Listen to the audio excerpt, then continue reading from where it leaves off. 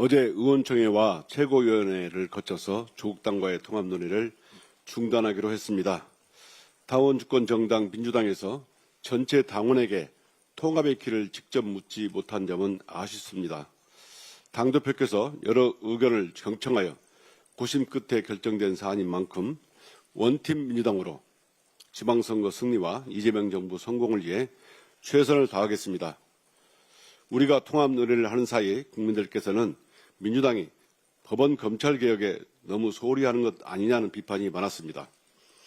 이제 통합 논의가 정리된 만큼 다시 개혁의 고삐를 바짝 쥐고 법원 검찰개혁을 확실하게 완수해야 합니다.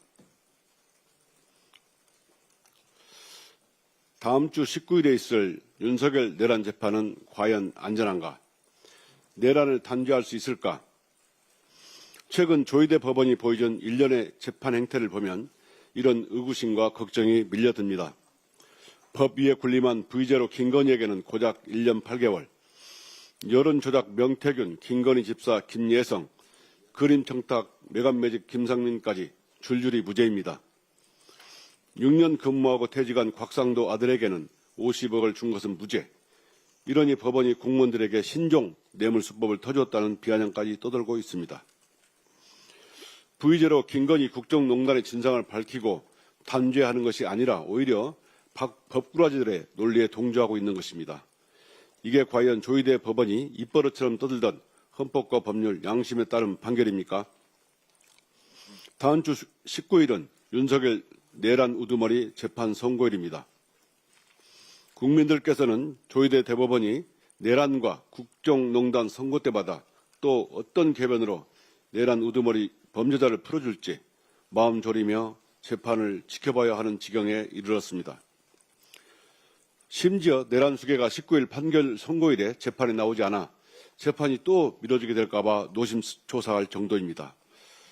오는 2월 23일 내란 수계 윤석열 재판장 지기현 판사가 인사 발령으로 서울 북부지법으로 옮기게 됩니다. 과연 예정대로 2월 19일에 선고할 수 있을까? 윤석열이 법꾸라지 꼼수를 부려 다시 재판을 지연시키기라도 한다면 새로운 재판부가 또다시 기록을 검토하고 변론 절차 갱신 등으로 윤석열 선고가 하염없이 미뤄질 수도 있습니다. 조희대 법원은 국민들의 이러한 걱정과 우려를 직시해야 합니다. 이번엔 철저하게 대비하고 준비해서 윤석열 내란 세력의 꼼수에 휘둘리지 말아야 합니다. 국민의 요구에 따라서 윤석열 내란 세력을 엄정 단죄해야 합니다. 내일 내란 중요임무 종사자 이상민 전 행안부 장관 선고가 있습니다.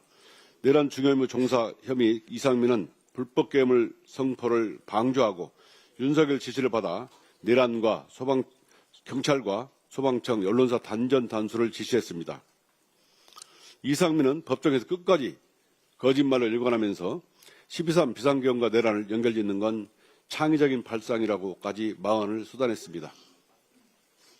국민을 향해 총불을 겨누고 언론을 탄압하는 헌정 파괴 범죄를 저지르고도 이토록 뻔뻔한 모습을 보이는 이유는 무엇일까요? 윤석열 내란 세력이 법정에서 이렇게 뻔뻔해지는 이유는 바로 조희대 법원이 윤석열 내란 세력에 대해 엄정하고 추상 같은 단죄 의지가 보이지 않기 때문입니다. 오히려 이진건 판사가 한덕수에게 법대로만 선고했는데 국민들께서는 속 시원하다고 칭찬하는 이상한 현상.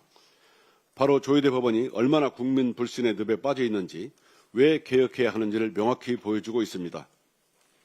조희대 법원은 내란 중요임무 종사 이상민에 대해서 법정 최고형으로 엄정한 단죄 의지를 보여줘야 합니다. 이 길만이 무너진 법원 신뢰를 조금이라도 회복하는 길일 것입니다. 민주당은 재판 소원 제도를 도입하고 대법관 증언 등 법원 개혁을 정광석화처럼 완수해야 합니다. 무너진 사법정의를 바로 세우고 강력한 법원 검찰 개혁을 바라는 국민들의 요구에 따라 우리 당의 존재 이유를 증명하겠습니다.